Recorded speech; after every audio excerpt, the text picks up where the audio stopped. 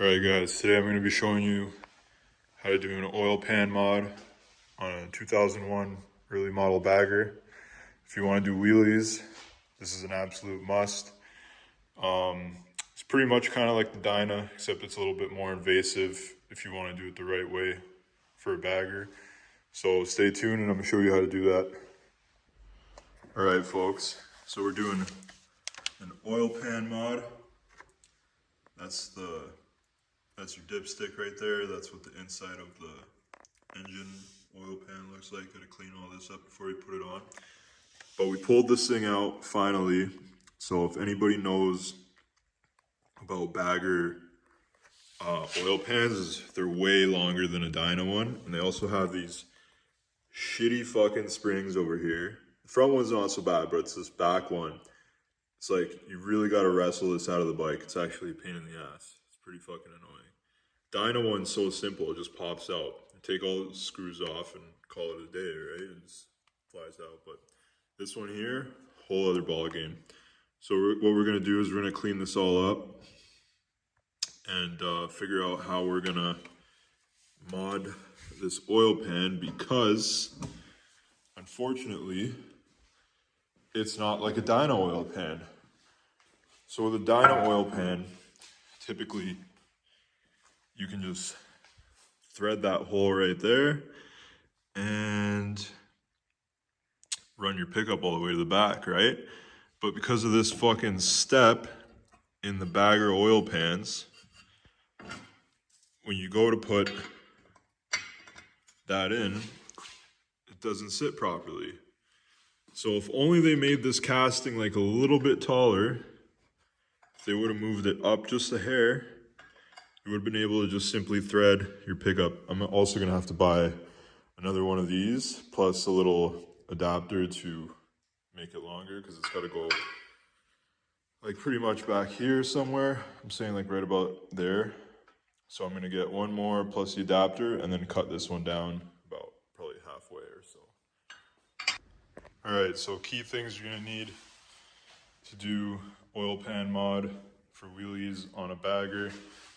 What you're gonna need is red Loctite or pipe dope, whatever your favorite shit is. You're gonna need a 1/4 inch NPT, can't really see it, but 1/4 inch NPT pipe thread tap. You're gonna need a center drill. You're gonna need a 1/4 inch NPT plug and 7/16 drill bit. And then what you're gonna have to do is get a 6-inch pipe plus a female end-to-end adapter here so that you can screw both these together. And I'm not gonna use this one, but I'm just gonna use it for example. I'm going a little bit longer than this, like an inch longer. So basically when you take off your oil pan, you're gonna see like a little mark from your baffle. So as long as your pickup ends somewhere just slightly past here, you should be okay. Mine's a little too short right now, so I'm waiting for the other pipe to come in so I can cut it, because it's gonna be another 6-inch pipe, but I only need like an extra inch on this one. So I think 5 inches should do for the second part, really. So basically what I did was, so that hole right there, you want to take the plug and apply some lubricant to start basically like tapping. Just some oil will work. Basically what you want to do is you just want to like feel it out, you know what I mean? Because this thread is pretty close to the diameter. So what you want to do is you just want to like screw it in and kind of like feel where the threads are, you know what I mean? Sorry, there's no threads, but you're gonna be making them with this, because luckily it's pretty close to the same size. So if you just thread this in, it'll cut them for you. So what I did was I basically just kept threading this in, and it cut all the threads inside of that for me. So do that first. Go really slowly so you don't split this part right here. That's your first step.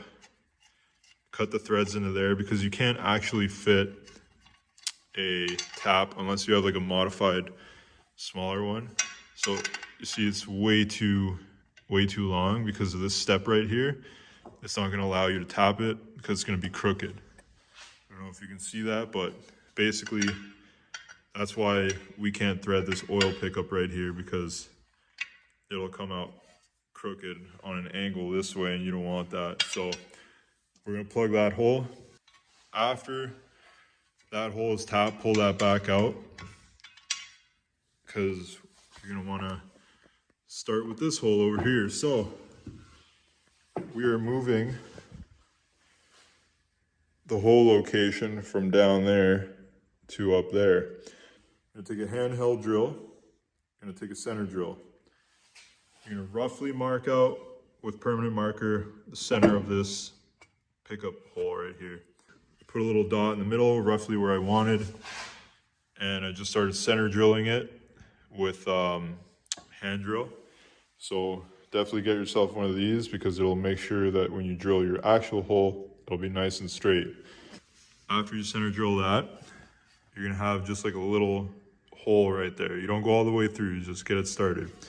Then what you're gonna do is, with your handheld drill again, you're gonna take your 7/16 drill bit and you're gonna drill in right there. What you're gonna wanna do is just keep it nice and straight while you're drilling. Go slow, apply some oil or whatever you use to cut, and drill that all the way through till you get in there. So once you get in there, then the next step, take your tap. Now, this is where it gets a little tricky. When it comes to cutting threads, you really got to be careful, because you only really get one shot. And if you fuck up the hole, you got to buy a new oil pan, and I don't even think they make these anymore. So we don't want to just thread it in straight. We actually want to thread it in a slight angle pointed towards the bottom. But basically, like, so that when you get the long pipe, it's going to go and almost be touching the bottom down here. Is apply oil to this, put it in the hole, and start threading it. Usually every 1.5 turns, you have to back it out to break the chip. If you don't do that, it'll gum up and it'll fuck up and potentially screw your thread holes up. So just make sure that you keep this clean while you're doing it. Apply oil, clean it out with air every now and then once it starts getting gummed up. Basically, just tap it all the way till you reach the end of the other side. So with tapping too, make sure you're keeping it, you know, nice and square. Like, obviously I said you want to do it on an angle slightly so that it's going this way, but you want to make sure, like, the side to side, it's nice and centered, because you want to follow this pickup just as a guide. So when you're tapping it, I literally just used a box end wrench and just kept tapping it by hand. All right, so you want to thoroughly clean your pan out. Make sure it's nice and, you know, clean after all the tapping and everything. Use brake cleaner, whatever. This pan was like completely, just absolutely dark from all the road crud and everything. So you want to get this all nicely cleaned up. Same with the surfaces here where the gasket's gonna sit. Hit that with a little bit of Scotch-Brite after you scrape off most of the gasket. If there's like little tiny bits, like, it's not gonna be a big deal, but make sure they're not like super raised, you know what I mean? Like, you know, otherwise it's not gonna seal properly. So I gotta go over it in a couple spots here, but yeah. Also too, don't forget fresh drain plugs. Torque these to about 18 foot-pounds, what I normally do. All right, next thing we're gonna do is we're gonna get our 1/4 inch MPT plug, and we're gonna plug up our port hole over here. So what you wanna do is apply some Loctite to the end of that and start threading it in. And basically you wanna seat it. As you can see, we have a generous amount of Loctite on there that'll help prevent corrosion. We've bottomed this out to the max depth that it will go. You don't really want to go too much. Like, once it starts getting tight, you want to slowly take it easy. All right, so we got the correct length of pipe now. because before we were using a 4-inch piece at the back here. So what I did was, this is a 6-inch piece, this was a 5.5. And I basically cut it out right where the other threads were on the other side. I cut that off, cleaned it up. Like I said, make sure everything's clear, there's no debris. Clean all the tubes, everything. So I Loctited this end now. And I'm currently in the process of threading it through so we can get a nice seal. And make sure we clean up all the excess Loctite. So, as you can see, for reference, this is how far back it goes. So the second last bolt on the oil pan, like you can see, drain plug in the bottom, Loctite. And then we are currently tightening up this one. It's pretty snug already, to be honest, so I think I'm gonna leave that. Also, to do this job, make sure you get yourself some ball nose. 3/16, what you're gonna need for getting them out. This is really handy for getting them out. Also, just putting them in when you're trying to tighten everything lightly, because once you get everything close and the gasket sealed up, you're gonna have to not use these and actually use a ratchet and extension, because these twist and have too much flex. Learned that from Cruzy Originals. So yeah, we're gonna use a solid torque wrench and extension and all that. Make sure you clean up your hardware, or you can just buy new bolts. They're 1/4-20 bolts, I believe, by 1 inch long with a washer. The old ones are in here. I didn't feel like cleaning those up, so I just got some new stainless ones. And then my bike has a true track in the back, so I have longer ones for the back. Tried to get these in stainless today too.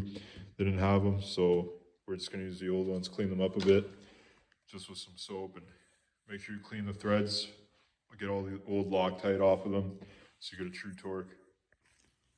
All right, so what we're gonna do now, we have our pipe in there ready to go. Obviously make sure that's all Loctite and whatnot. So we're gonna cut this baffle now. So as you can see, there's like a little notch there. That's to ensure it fits over the tube, right? But that's simply made for the stock tube. So we're gonna have to cut that higher, as well as add a couple more notches to this one and to that one there. Basically, so it just clears the tube and we can set this baffle back in place. So what I'm gonna use for that is trusty little air grinder, and I'm just gonna work it away till it's got enough clearance. All right, so after you die grind your baffle, it should look something like this. It doesn't have to be perfect, but basically just have to make sure that it's gonna clear, you know what I mean? So, you know, it should, once you put that back on,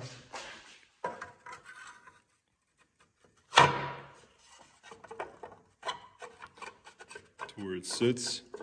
Yeah, so I might have to go like maybe a hair more, but if you look, the baffle sits nice and flush again. So that's what you do in order to make it clear the baffle. So can't stress this enough with this job. Make sure you clean the fuck out of this pan. Like, clean all the plastic. Like, I still have to go over this and make sure all the plastic is, you know, all the little bits are gone. You don't want pieces of plastic floating around in your oil. You don't want anything that's not supposed to be in your oil floating around in your oil, because your motor will eat it, and chances are it probably won't be good if it's something, you know, tough enough to fuck up your oil pump and all that stuff, right? So just really focus on cleanliness with this job and deburr the hell out of this thing. Spray it, wash it, spray it, dry it, whatever. Same thing with this. Just be OCD about it. All right, next thing you want to do before you put the oil pan back on is you want to clean all these surfaces, clean out any debris that's inside your oil pan.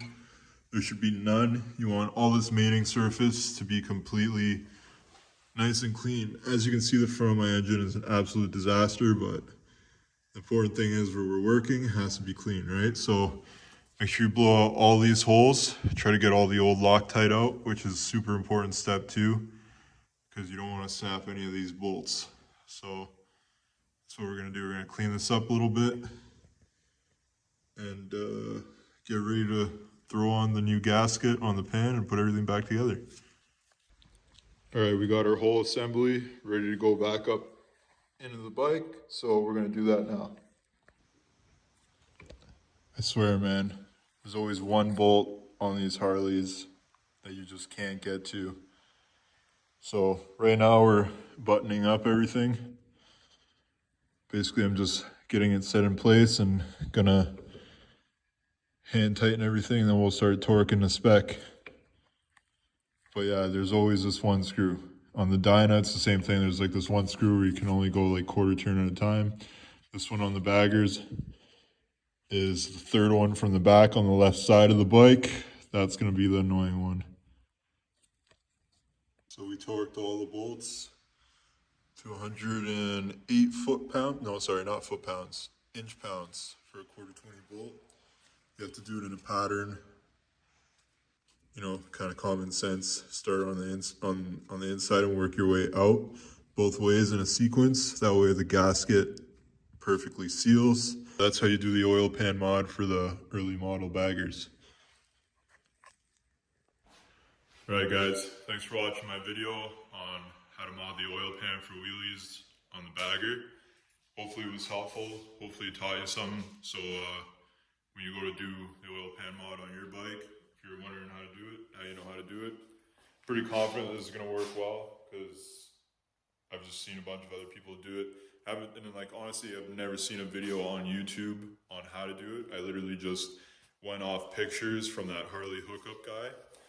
And yeah, like ideally if you have the money, like buy the pan that he sells. I think it's like $1,000 USD. But honestly, like it's pretty worth it because it comes with the baffles already machined into the billet oil pan. And on top of that, it literally has like, what do I call it? It has a channel all the way machined back for all the wheelies and shit. So you don't even have to thread a pipe in there or nothing.